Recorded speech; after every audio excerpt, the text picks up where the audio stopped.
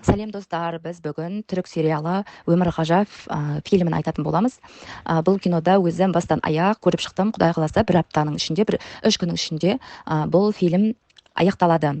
Осы уақыт аралығында мен бұл фильмде көптеген енді түрік кинолары бар ғой, ол киноларда андай қайтыс болу, үнемі жылау, не қылу деген сияқты көп мұңлы нәрселер көп болатын. Именно осы кинода арман мақсатыңа қарай жылжу, алға деген алға қойған мақсатыңды орындау деген сияқты, өмір керемет, өмір деген сондай ғажап деген сияқты сондай нәрселер түсірген, сондай позитивный, көңілді кино маған өте қатты ұнады.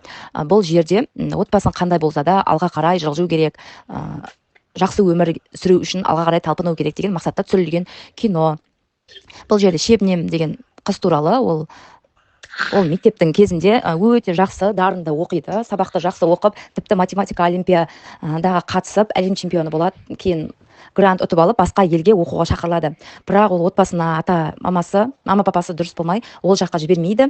Және мектеп мұғалімдері, директорлары оны жақсы оқыған үшін көре алмай, грантын өзінің қыздарына береді, басқа елге бару грантын. Соған ол ашынып, жынданып, мектептен шығып кетеді. 11 класста, 11 класс бітірмей.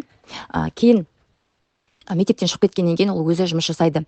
Қандай жұмыс дейсіздер? Ол андай қайтыс болған адамның бір үлкен нелермен, мафиямен жұмыс жасайды. Олар адам өлтіреді, ол білдіртпей бұл қыз тазалайды. Бірақ енді күнделікті жұмыс істеп жүрген ақшасынан бір 10-15 есе алып отырады. Сөйтіп ол үнемі осындай жұмыс жасап көп ақша табады. Сондағы ойы көп ақша тауып, бетіме пластик операция жасап табам деген ой болады. Сөйтіп ол қыз көп ақша тауып, ақша жинап, бетіне операция жасап, басқа елге кетеді. Сөйтіп енді ондайдың өзінен де андай, ол қызды Шебнемнің түрі ондай сұлу емес тұғын. Сондықтан ол сондай қадамға барды. Оны ата-анасы да өзі жақтырмады, ұсқынсыз деп, тіпті достары да жақтырмағасын, сондай байламға келген ғой негізі. Сөйтіп жүргенде самолетке күнде мініп, бай жігіт іздеуге тырысты. Сөйтіп жүрген кезде ол қазіргі Дефня деген дос қызын табады, сол жігітті де табады, бай күйеуді, Онурды табады. Онур екеуі бақытты өмір сүреді, бір ұл, бір қыз болады. 10 жылдай бірге өмір сүреді. Кейін ал Шебнемнің енесі оны жақтырмайды, өйткені Шебнем өте ақылды, және ана баласын баурап алған, баласын Онурды өзінің жағына тартып алып, отыр десе отырғызып, тұр десе тұрғызатын әйел болған. Сондықтан оны енесі жақтырмай, енді неше түрлі нәрселерге барып, басқа келіншек әкеліп, сонымен екеуі енді арасы дұрыс болмай, 10 жылдан кейін екеуі айырылысып кетеді.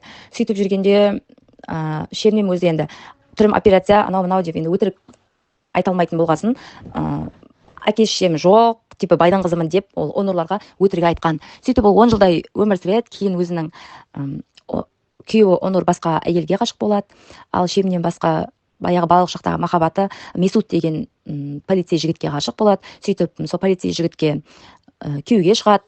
Бұл кинода енді солардың арасындағы мән-жайлар, сол жағы Месуттың анасымен де дұрыс болмайды деген сияқты, арасында шамаландай адам өлтіріп қою деген сәттер болады, көптеген жағдайлар. Соның барлығынан осы Шебнем өте жақсы тактикалармен шығады, және үнемі телевизорларға шығып, тіпті сот органдарына дейін барады.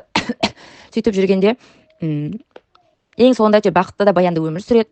Енді бұл кинода өзім барлықтарыңызға көруге кеңес беремін, өйткені бұл кино өзіме қатты ұнады, және бұл кинода шынайы достық жоқ екенін бір түсіндіріп қойды. Өйткені бұл кинода адамның жан досы кейін бай болған кезде көре алмай сатқындық жасау себептері, сондай сияқты, сосын дұрыс адамды білмей жатып, анықтамай жатып, шынайы сезіміңді білдірмеу деген нәрселерді, барлығын бірден қадағалап жүру деген сияқты. Және бай адамдар, енді көптеген қазіргі жас қыздар ойлайды ғой, бай жігітке шықсам, жақсы өмір сүріп кетемін деген сияқты, сондайдың не үшін ондай болғанын деген сияқты.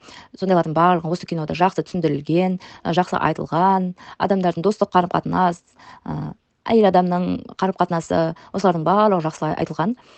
Ең соңында Шебнем мен жігіті өзі қосылады, Месут екеуі, Онур өзі жалғыз қалады.